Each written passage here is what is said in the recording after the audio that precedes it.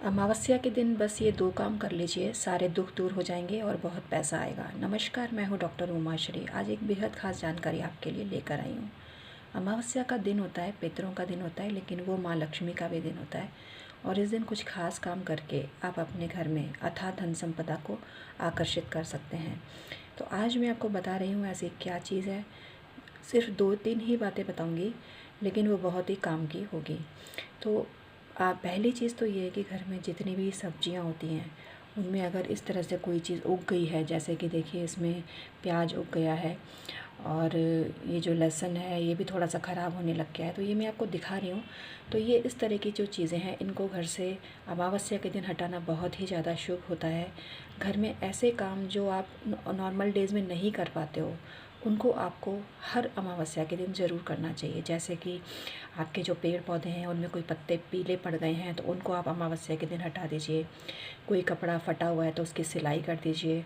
कहीं कुछ जाला आ गया है तो उसे साफ़ कर दीजिए। कहीं कुछ गीला हो रहा है तो उसे साफ़ कर दीजिए। कहीं कुछ सामान बिखरा हुआ है तो वहाँ डस्टिंग करके उसको जमा दीजिए। अमावस्या के दिन ये काम करना काफ़ी शगुन का माना जाता है और ऐसा माना जाता है कि जिस घर में अमावस्या के दिन ये काम होंगे वहाँ पर तो माँ लक्ष्मी आएगी ही आएगी। क्योंकि साफ़ सफाई माँ लक्ष्मी को विशेष प्रिय है, लेकिन कई घरों में इतना सामान होता है कि उसको व्यवस्थित तरीके से नहीं रखा जाता। तो इस दिन आप अपनी घर की व्यवस्था को सही करें। कपड़े बिखरे पड़े हैं, नहीं कर पा रहे हैं, तो स्पेशली अमावस्या के दिन उसको अरेंज करें। जैसे कि कोई सामान है वो थैली में रखा हुआ है तो उसको डिब्बे के अंदर भर दें। बस इतना छोटा मोटा काम करने से ही आपका जो धन के आकर्षण वाला काम है वो चालू हो जाएगा और कुछ ही दिनों में आपके घर में आप कहीं से भी देखना धन का आगमन अवश्य ही होगा।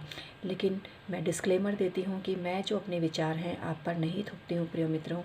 बहुत से लोग ऐसे होते हैं जिनको फ़ायदा होता है, लेकिन बहुत से लोग ऐसे भी होते हैं जिनको फ़ायदा नहीं होता है। और जब आप देखेंगे ना तो आप समझ जाएंगे कि हमने बताया क्या था, वो कर क्या रहे थे। तो आप बताइए, हमने जो बताया अगर वो काम आप उस तरीके से नहीं करोगे तो आपको फ़ायदा कैसे होगा। इसके अलावा अपने ऑरा को भी चेक करें। जिनका ऑरा काफ़ी कमज़ोर होता है उनको कोई भी रिस्क लेकर कोई भी तांत्रिक क्रिया नहीं करनी चाहिए। हम अपने चैनल के माध्यम से कभी भी आपको किसी चीज़ के लिए प्रेरित नहीं करते हैं, हम सिर्फ जानकारी भर देते हैं और हमारा उद्देश्य मात्र इतना ही होता है। आप अपनी रिस्क पर अगर कोई प्रयोग करना चाहते हैं तो करें। ये जो अमावस्या वाला प्रयोग हम आपको बता रहे हैं इसमें कोई रिस्क नहीं होता है और इससे कोई नुकसान किसी को भी नहीं होता है, लेकिन इसको आप कर सकते हैं। लेकिन जैसे हमने कोई टोटका बताया, कोई तांत्रिक क्रिया बताई या किसी प्रकार से कोई उतारा बताया है आपको, तो एक बार आप उसको समझ लें अच्छे से, उसके बाद ही आप करें। तो उसके बाद ही आपको फ़ायदा होगा, नहीं तो फ़ायदे की जगह नुकसान भी हो सकता है। इसके अलावा कई लोग कहते हैं कि हमने कुछ उपाय किए लेकिन उल्टा हम बीमार पड़ गए। तो मैं आपको ये बता दूं कि आप सबसे पहले अपना प्रोटेक्शन कीजिए। दूसरा, मैं हर वीडियो में आपको हमेशा ये कहती हूँ कि अगर आप खुद गलत होगे तो वो काम आपके ऊपर ही उल्टा पड़ेगा।